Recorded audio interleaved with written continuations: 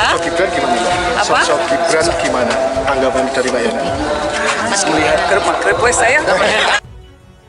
Terekam kamera Yeni Wahid melengos saat ditanya wartawan dukungan ke Gibran, beri sinyal kuat tidak ke Prabowo, tapi justru ke Ganjar Mahfud, paling dekat dengan Gus Dur. Pendukung kultural Pak Mahfud MD itu relatif beririsan dengan pendukung Gus Dur ya, ada faktor kesejarahan atau faktor empati karena Pak Mahfud MD ini kan dikenal sebagai loyalis Gus Dur. Mas Ganjar itu teman saya sendiri, jadi sudah bukan orang asing, sering sekali ketemu beliau sudah sering sekali ke Ciganjur, saya juga kalau ke Semarang juga ketemu beliau, maka beliau mensupport juga, sering datang di acara-acara kami, acara Haul Gus Dur juga beliau datang, jadi ya memang sudah sering sekali pertemuannya. Kalau Ibu melakukan acara sahur keliling selama bulan Ramadan di Jawa Tengah, ya Mas Ganjar juga sowan ke Ibu.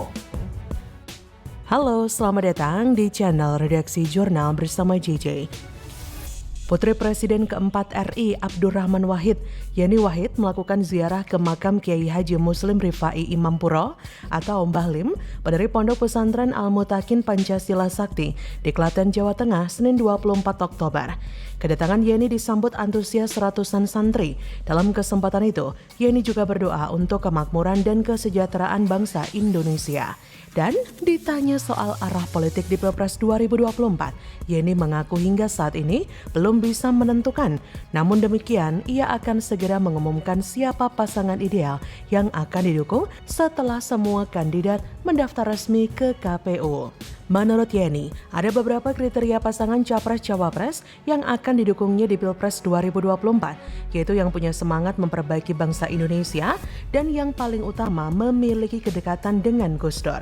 Para wartawan pun kemudian menanyakan terkait putra sulung Presiden Jokowi yang juga wali kota Solo, Gibran Rakabuming Raka, yang menjadi bakal calon presiden mendampingi Prabowo di Pilpres 2024. Ternyata Yeni Wahid pun melengos dan enggan berkomentar. Yeni kemudian bergegas pergi meninggalkan pondok pesantren dan melanjutkan perjalanan. Tidak mau berkomentarnya Yeni soal manuver politik Gibran merupakan pertanda bahwa tidak akan melabuhkan dukungannya kepada Prabowo Gibran. Yeni sepertinya lebih berhati-hati dalam melabuhkan pilihan politiknya kali ini. Mungkin ada ketakutan di hati Yeni dengan politisi pengkhianat, seperti pengkhianatan Caimin atas Gus Dur dulu, dan juga seperti Gibran yang mengkhianati PDIP.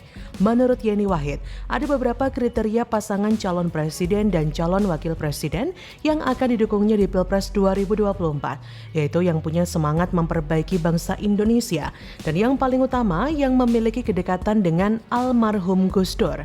Dan pasangan capres yang memiliki kriteria seperti itu hanya ada pada pasangan Ganjar Mahfud.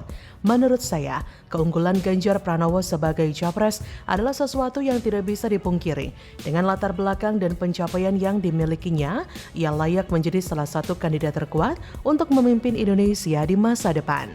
Ganjar siap melayani rakyat, bukan menguasai rakyat.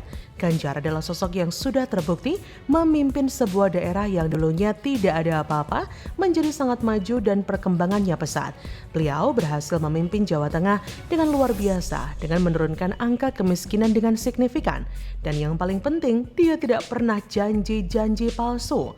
Ganjar juga sudah membangun banyak infrastruktur untuk menjamin kemajuan peradaban manusia di sana. Infrastruktur fisik yang berdiri di Jawa Tengah membuktikan jika beliau bekerja bukan untuk menguasai rakyat, melainkan untuk melayani rakyat. Ganjar sudah membuktikan dirinya sebagai sosok yang melayani dan ada di bawah kehendak rakyat. Kedekatan antara Ganjar dan keluarga dari almarhum Gus Dur membuktikan bahwa beliau adalah sosok yang memang sangat berakhir dan memiliki hati untuk melayani. Begitu juga dengan Mahfud MD. Sebagai seorang nadiyin yang taat, Mahfud MD ini dikenal sangat dekat dengan Gus Dur. Bisa dikatakan dia adalah murid terbaik Gus Dur. Bahkan banyak kalangan menduga bahwa sikap dan orientasi politiknya sangat dipengaruhi oleh sosok seorang Gus Dur. Sebagai warga NU dan murid Gus Dur, Mahfud memiliki toleransi yang tinggi terhadap perbedaan. Komitmennya terhadap NKRI tak perlu diragukan lagi. Sebagai tokoh yang sejak kecil dididik di pesantren, keimanannya juga tidak ada yang mempertanyakan lagi. Secara gemilang berhasil mencatatkan rekor sebagai guru besar tercepat dalam usia muda. Hal menarik dari sosok Mahfud MD adalah bukan tipe seorang politisi yang munafik. Mungkin ini pengaruh seorang Gus Dur. Pernyataan-pernyataannya menjadi sangat powerful karena didukung oleh fakta dan kepakarannya di bidang hukum. Penulis sendiri sangat suka dengan berbagai ulasannya tentang hal-hal yang sedang terjadi. Keren, sesuai fakta, menarik, dan mengena. Jadi melihat hal ini, ada kemungkinan besar jika Yeni Wahid akan menjatuhkan dukungan kepada Ganjar Mahfud. Jadi, bagaimana menurut Anda? Saya juga lihat orang yang dibesarkan oleh Pak Jokowi, orang yang dibina, orang dikasih kesempatan, ujungnya menjelek-jelekan mentornya, pemimpinnya. Saya tidak mengerti. Saya tidak paham. Terus terang saja, saya tidak paham. Tapi okelah, kita tidak seperti itu dan tidak akan seperti itu.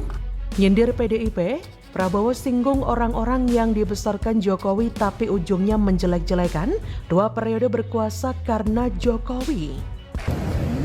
Ya, saya terlalu tua, dia bilang terlalu muda, ini itu, ya, ini namanya politik Indonesia kadang-kadang tidak fair. Ya. Halo, selamat datang di channel Redaksi Jurnal bersama JJ.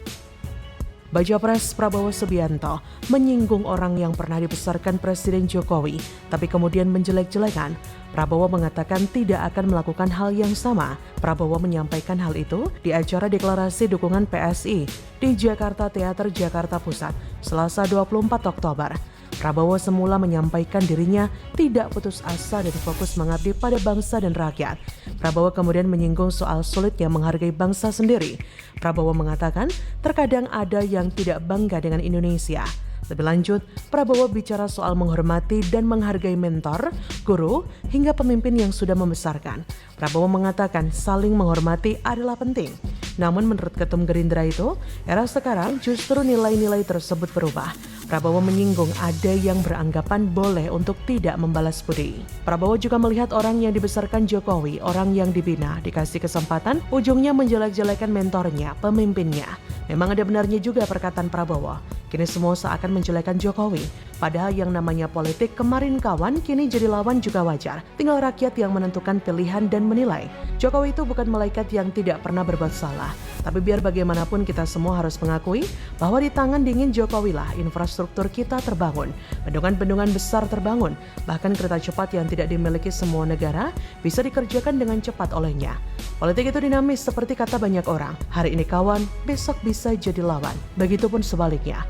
Mungkin inilah yang terkadang membuat kita tidak suka dengan yang namanya politik karena banyaknya intrik. Intrik kepentingan mewarnai berbagai perjalanan politik suatu bangsa. Saking kotornya politik, saya sempat benci dengan yang namanya politik. Namun akhirnya saya sadar bahwa tanpa politik, maka suatu negara tidak akan mampu berjalan semestinya. Segala intrik serta strategi politik memang bertujuan untuk membangun sebuah bangsa. Dalam perjalanannya lahir 2 sisi politik yang seperti 2 sisi koin. Ada yang memang berpolitik karena untuk kebaikan bangsa dan negara, ada pula yang berpolitik demi kepentingan kelompok sendiri dan golongannya. Inilah yang pada akhirnya melahirkan banyak para politikus yang hanya mementingkan diri sendiri tanpa memikirkan bangsa dan negara. Bicara politik tentu saja kita tidak bisa memisahkannya dari yang namanya strategi. Strategi politik yang jitu tentu harus dimainkan demi memenangkan kekuasaan. Kekuasaan yang tentunya untuk kepentingan bangsa dan negara. Strategi politik yang dimainkan juga seperti strategi militer, walaupun tidak ada perang fisik. Dalam strategi politik yang dimainkan adalah perang mental, menebak langkah lawan politik, serta bagaimana menghalau segala langkah lawan sebelum mereka sempat melangkah lebih jauh. Strategi politik ini seperti bermain catur di atas papan catur. Salah langkah dalam strategi politik, maka bukan tidak mungkin kitalah yang akan digulung oleh kekuatan politik itu sendiri. Parpol, besar atau kecil, memiliki kepentingan masing-masing. Mereka semua berlomba menjadi penguasa, lewat parlemen ataupun pemerintahan. Berbagai cara dilakukan demi menarik dukungan masyarakat. Tujuannya cuma satu, mendapat suara tertinggi dalam pemilihan umum, sehingga posisi tawar menjadi lebih tinggi nantinya. Disinilah terkadang saya kurang sreg dengan perlombaan mendapat suara tertinggi. Wajar jika semua parpol berusaha menjadi nomor satu dalam semua perhelatan pemilihan umum. Yang saya tidak suka adalah cara mereka dalam meraup suara terbanyak dan meraih kursi kekuasaan.